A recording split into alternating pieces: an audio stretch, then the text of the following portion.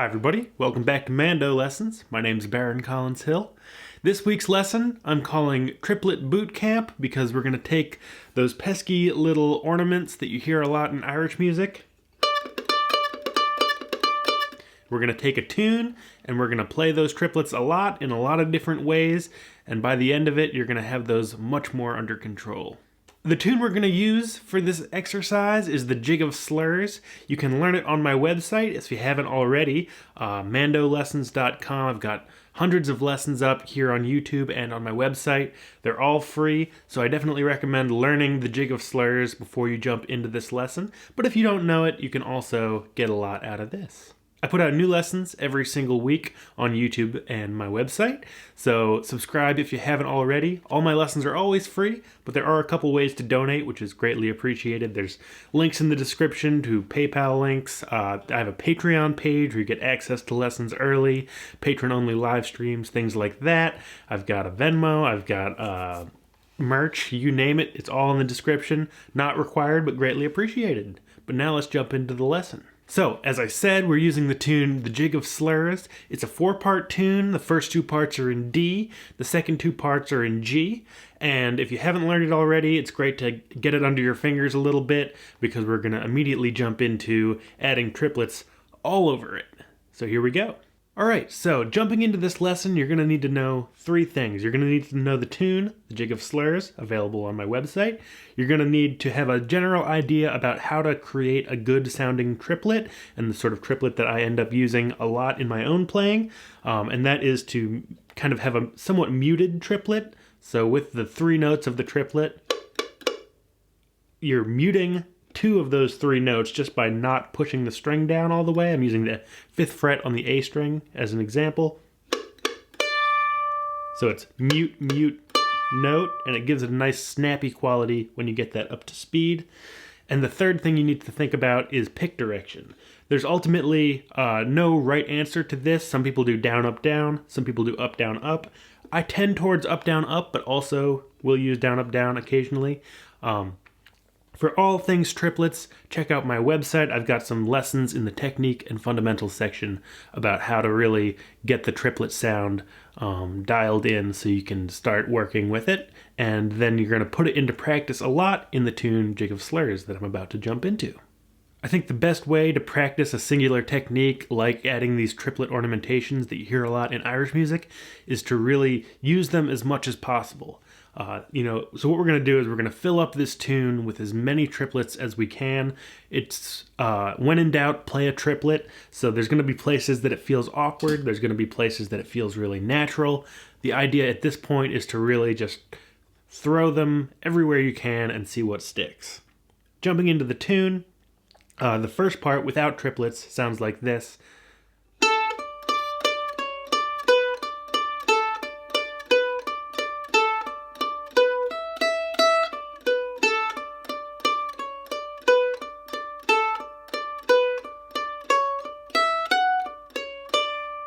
And with triplets, sounds like this.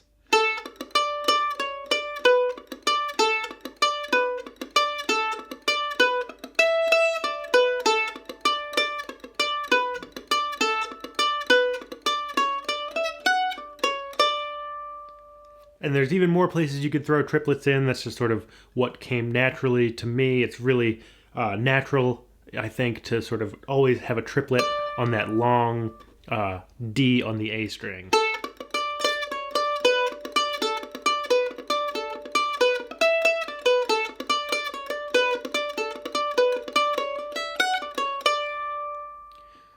Now there's a couple ways that you can also throw some other triplets in. One, I'm throwing a triplet on that long E towards the end of that first part. And when you have an open string possibility for a triplet, you have a couple options. So you can play the string and just mute the string wherever you like with a finger. So I'm on the open E string now. Or you can change that to the 7th fret of the string below. So 7th fret on the A string, using your pinky. So when we get to that in the tune, you've got some options there. I think it's great to practice both, and then pick which one you like the sound of or what feels most natural to you. So again, through that first A part.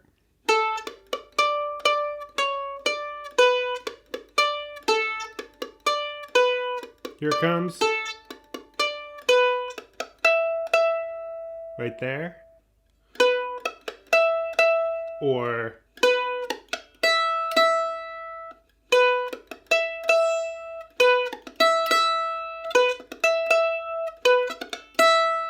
take your pick.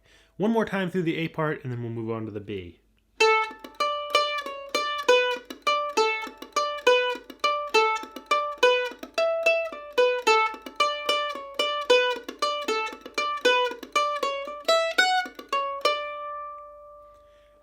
The B part, we're going to have a lot of triplets on the second fret of the E string.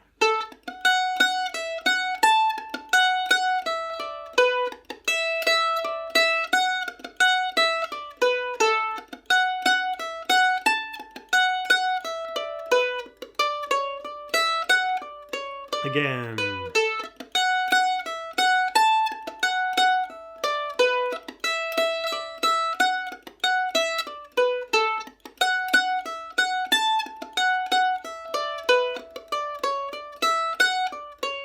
Again, one more.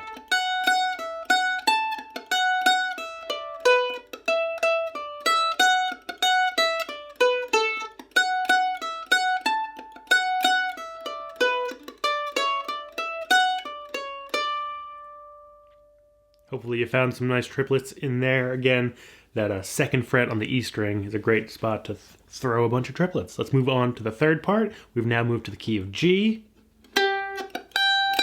And now I've got a lot of triplets on this third fret on the E string is a G note.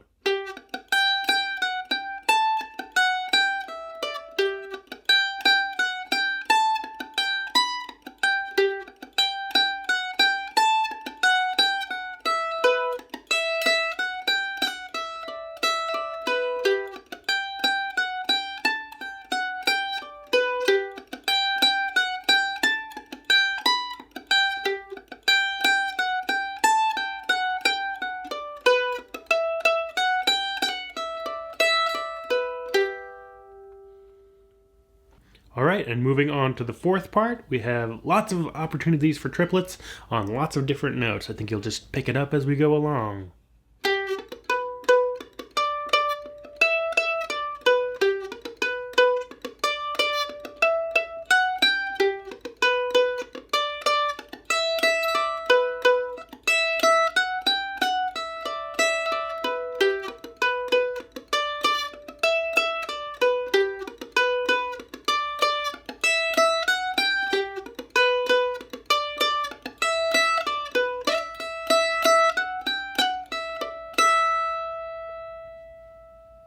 So, I'll play through the whole tune. Again, this is all about experimentation, so it's not about playing exactly what I'm playing, but really take this tune, make sure you know the melody, and then just see where you can put triplets. See where they feel natural, see where they feel unnatural.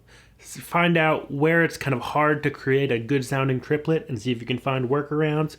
It's all about taking this tune for yourself and using that triplet method in your right hand and just putting it to work over and over and over again. You got 4 parts, you got lots of opportunities for triplets, and if you play through this tune maybe 3 times every time you pick up the instrument and throw as many triplets as you can at it, your triplet technique is going to sound great after just a few weeks of that practice. So here we go with the whole tune. I'll throw a bunch of triplets in and then experiment for yourself and see what you find. One last time. 1, 2, 3, 4.